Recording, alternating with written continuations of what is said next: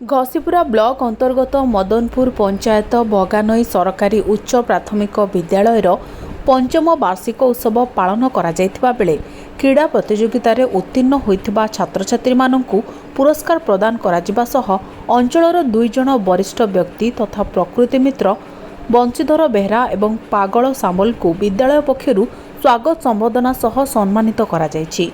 उक्त कार्यक्रम में विद्यालयर प्रधान शिक्षक मुरलीधर जेना सभापतित्व में मुख्य अतिथि भावे अवसरप्राप्त एबीईओ मुकुंद चरण साहू एवं सम्मानित अतिथि भावे विद्यालय परिचालना कमिटीर सभापति मधुसूदन साहू, मदनपुर कन्स्टर सीआरसीसी रमेश चंद्र साहू, शिक्षाविद नटवर साहू, सहकारी शिक्षक कुशभद्र साहू प्रमुख जोगदे छात्र छात्री मानक उद्देश्य किपरि भल पाठ पढ़िबा सह क्रीड़ा प्रति भल पाइबा आग्रह प्रचेष्टा अधिक मात्रा रे गुरुत्व देबा पई अतिथि माने अभिभाषण प्रदान करथिले।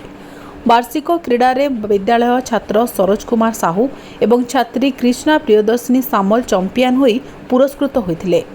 शेषरे विभिन्न प्रकार नाच गीत विशेष करी आजिर दिन रे पुलवामा ठारे देश पई शहीद होइतबा जवान को उद्देश्य रे छात्र माने नृत्य करी दर्शकों को मन किणिथिले। संध्यारे सांस्कृतिक कार्यक्रम ड्रामा अनुष्ठित होइथिला।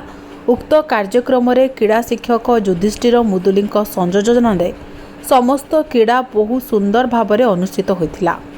ग्रामर युवक युवती कमिटीर सदस्य माने मध्य संपूर्ण सहयोग करथिले।